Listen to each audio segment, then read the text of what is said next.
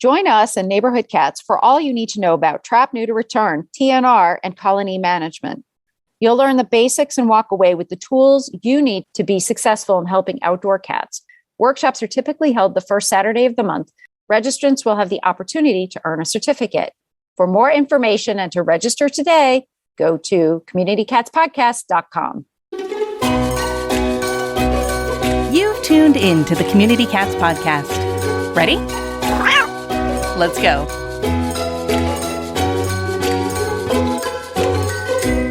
Welcome to the Community Cats Podcast. I am your host, Stacy LeBaron. I've been involved helping homeless cats for over 20 years with the Merrimack River Feline Rescue Society. The goal of this podcast is to expose you to amazing people who are improving the lives of cats.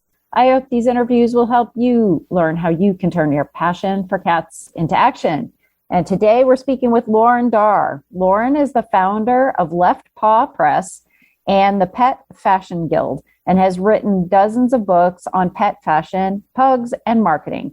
Most of her time is spent managing her son's racing career. He's in NASCAR's ARCA Menard Series and philanthropic efforts like the Zachary Tinkle Racing for Rescues initiative, where they deliver supplies to pet shelters in cities where he races. When not doing that, she's focused on writing and creating pet and race-themed art and designs. Laurren, I'd like to welcome you to the show. Well, thank you very much for having me and inviting me. I appreciate it. So before we jump in and talk about all the incredible details of the most favorite book that I have, and I use it all the time, the 2022 Pet Business Marketing Almanac, and we are talking about the 2023 version, but I have dog-eared and marked up and referenced many times the 2022 version. Share with us first, how did you become passionate about cats, animals, and really tell us about this project with this book? My experience with animals started at a very, very young age. My first cat probably had, even before I could talk, a black cat that I was so creative with. The name was called Kitty Cat Darr. And then when Kitty Cat Darr passed, I had Tigger. So I have a long experience with pets from a very young age of probably at least 3 or 4 years old. My first pug was a rescue pug before we really started even talking about rescue. So I'm probably showing my age a little bit there. And that was Tootie, who had been given up to the vet by the breeder and needed a place in a home. And so we ended up with Tootie because once I saw her, I was not having that dog. So that's my experience with animals. And from a very young age, dress them. And that's how, from a very young age, I loved pet fashion. And so then many decades later, after having a marketing career, I went to FIT in New York City, commuting from Chicago to New York. And the Almanac came about because one of our classes was about marketing. And one of the things that was said was, look up pet holidays in order to promote yourself on social networks and whatnot. And there were a lot of little friendly tips and tricks and things like that in the class. And it seemed to me like the work between the students was redundant. And I had already had several books published by that time. And I thought, well, why don't we have all of this in just one handy dandy resource that we could all use and just go, okay, here are all the pet holidays. And so that's how it started. And it's evolved many years over to include additional holidays and more information on marketing. How do you identify a holiday? And do you find that one section or one place will say the holiday is this date, and then another place will say the holiday is this date? I mean, is it hard figuring out all of these holidays? It can be some tedious work because if you do find dates that conflict, then I go and research it. And then generally you'll find that there's one date that's more consistent than another. And or I will include both dates in the book as the holiday if they both seem like they're both as popular as each other, if that makes sense. Yeah, for sure. Again, I can't tell you enough. I reference this, and many folks know at the online events that we have at the Community Cats Podcast. I do a lot of cat trivia, and I've utilized many of these dates for cat trivia. You had mentioned social media, using these dates for social media. And if this book's been around for 10 years, social media has changed a lot in the last 10 years. I'd be curious to know what your opinions are around social media now versus 10 years ago. Oh, I think it's gotten, a lot more complicated. Obviously, we are now having video. When I started out, it was more text. I'll look back and I'll see some of my old posts from Twitter or Facebook has the memories, and it basically was a text on something. And then we evolved into photos, and now we have video. And quite frankly, to someone like me, I feel like it's gotten a lot more complicated and more difficult to manage. But, such is life in the digital and social media age. I guess that's just an observation. It's not a complaint, is what I'll try and say. Right. This book, in addition to having a listing of holidays, there's a lot of other information in here, things that I think would be very valuable for small groups, even for individuals. There are a lot of individuals that listen to this podcast. They're trying to help with lost and found cats. They're trying to help a colony of cats, and they want to notify the neighborhood. You actually have quite a bit of information about sort of marketing, outreach. You have here, I'm looking at do-it-yourself branding basics, just a whole range of different. How did you come up with these topics and decide to put them in the book? And, what was your purpose when you were thinking about putting this information in? It really was targeted to either a solopreneur or a small business or a small organization that really, a lot of times you find that a person that has no history of marketing, which I had the marketing background in a corporate life, they just kind of feel like they're kind of thrown into this job and they don't know what to do. And I really wanted this to be helpful from that standpoint. And so I took some of the knowledge that I had from the years and thought about it from a small business standpoint, or even a nonprofit organization standpoint of here's some of the basics to help you at least upstart and continue marketing, especially if you're on a shoestring budget. And you have also a listing of quite a few different organizations, or how to reach out to organizations to get the word out. How would you recommend a small group connect in their community or get the word out about either their cats they have for adoption, or doing outreach or education about, what does an ear tip mean in the local newspaper for those towns that still have a local newspaper? How do you recommend that, we work on communication? I think a lot of organizations are finding success with social media these days. And a lot of times the social media posts can lead to more coverage, whether it be with the newspaper or with the television station, especially if it's something that may have gone viral, especially if there's an event that's been held.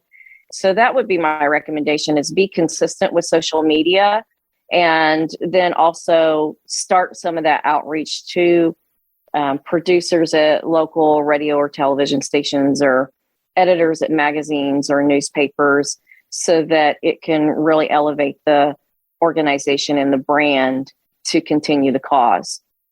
How much time do you think folks should spend on marketing and communications? Also, we are faced with many people who, are the chief cook and bottle washer. Is that the phrase, right? And so how do we divide our time?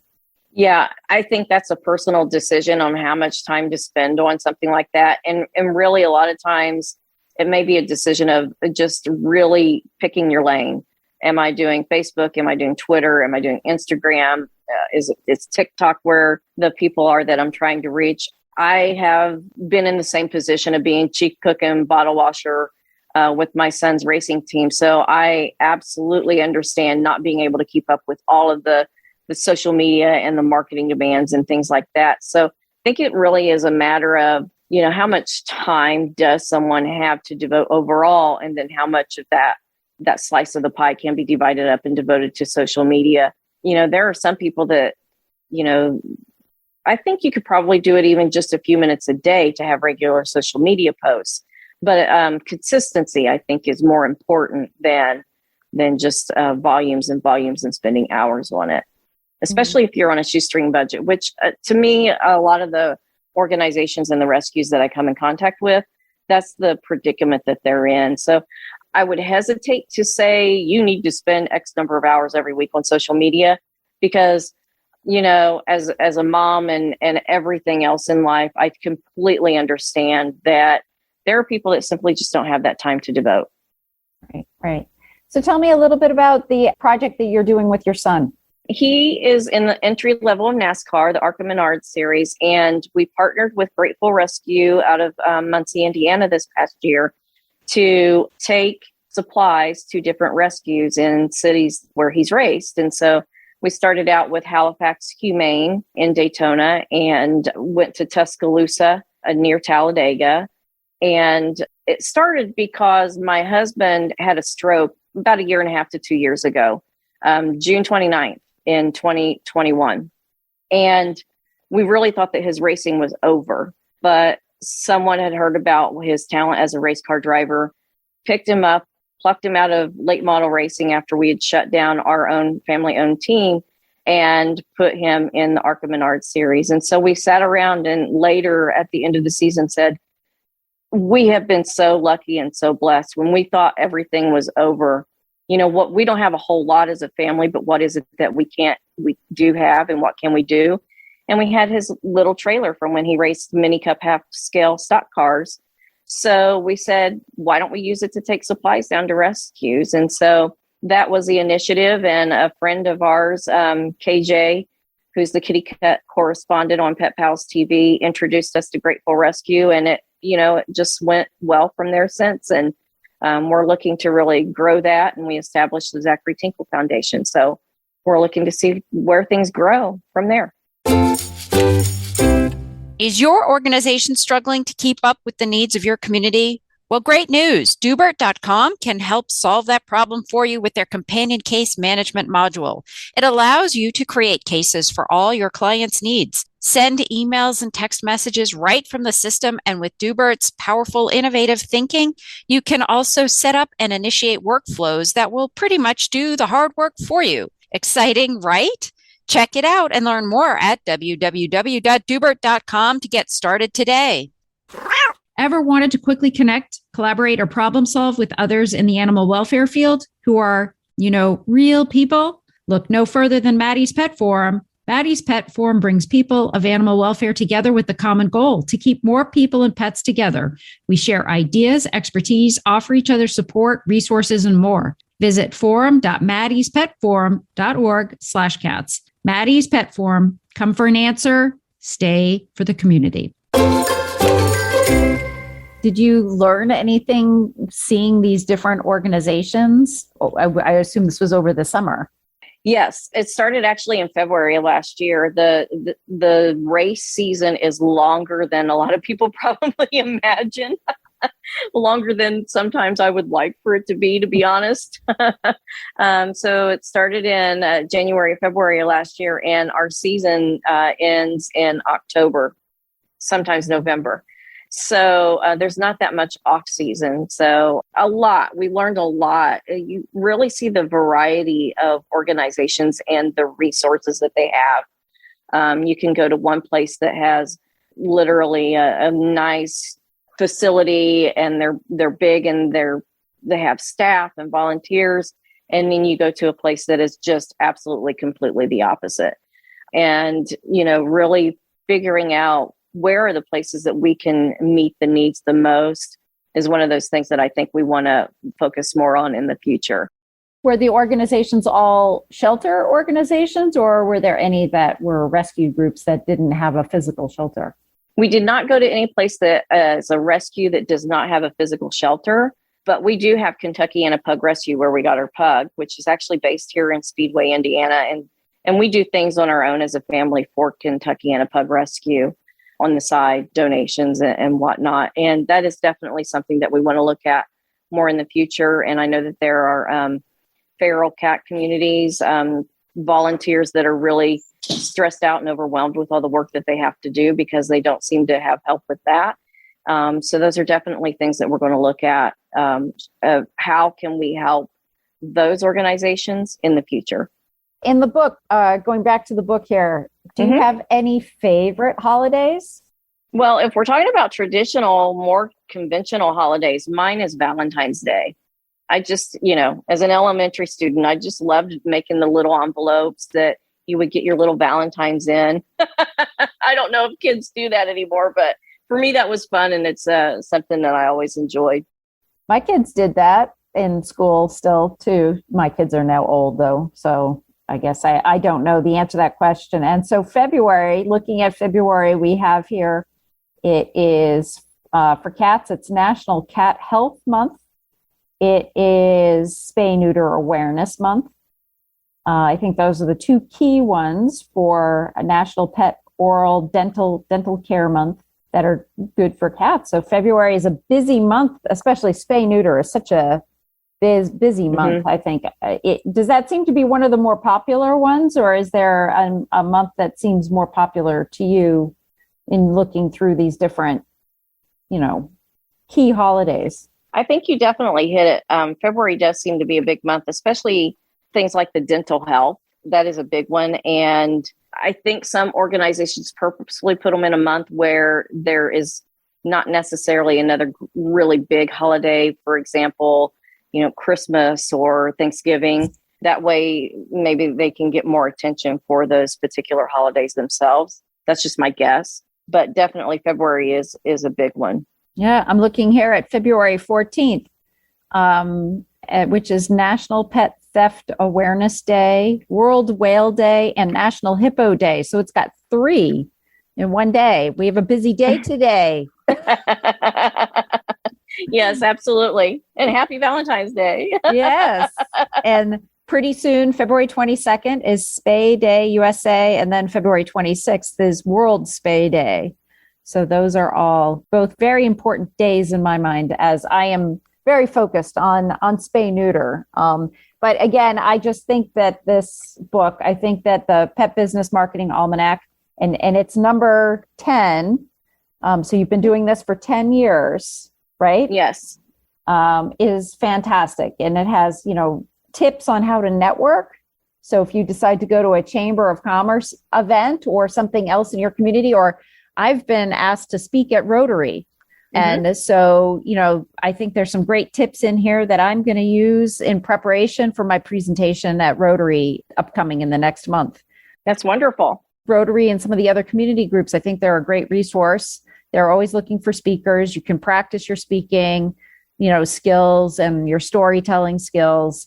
And they give charitable contributions to organizations after you've told your story. So I think that this book would be great to help prepare anyone for any sort of networking, public speaking. There's so many business associations out there, especially I think even there's a lot of networking with young professionals now. And I don't know about you, but I feel there's a challenge with succession planning from organizations. I think that there's going to be a turnover in leadership in either these organizations, the small ones, they're going to survive or they're not going to survive. And I think we need to find some young professionals to come in and to join our boards to help with transitioning over into sort of a next generation. Just my opinion. Absolutely. I don't know if you've seen that too in your experiences.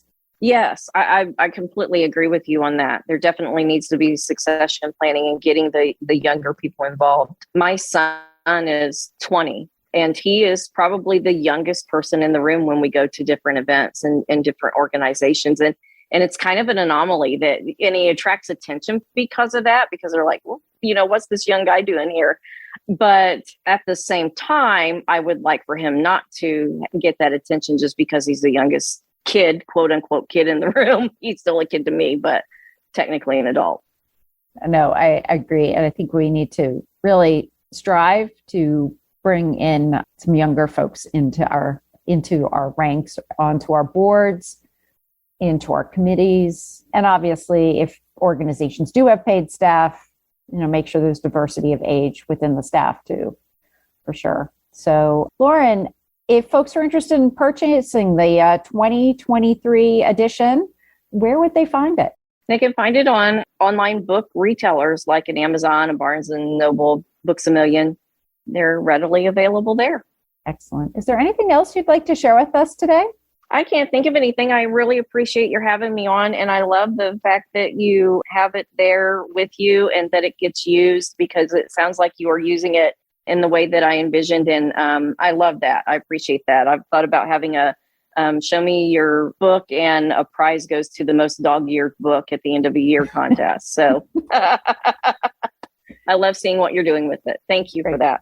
Excellent. Yeah, I would say it would be dog-eared. It would be marked up, but I do stickies instead, because I try to keep the integrity of the book, whole. So, but it's, if I could, I would mark it up, but I try to protect the book. So it has stickies in there for sure. But Laurren, I want to thank you so much for spending some time with me today. And thank you for being a guest on the show. And I hope we'll have you on again in the future. I'd love to. Thank you for having me. That's it for this week. Please head over to Apple Podcasts and leave a review. We love to hear what you think, and a 5-star review really helps others find the show. You can also join the conversation with listeners, cat caretakers, and me on Facebook and Instagram. And don't forget to hit follow or subscribe on Spotify, Apple Podcasts, Google Podcasts, YouTube, Stitcher, or wherever you listen to podcasts so you don't miss a single show. Thanks for listening, and thank you for everything that you do to help create a safe and healthy world for cats.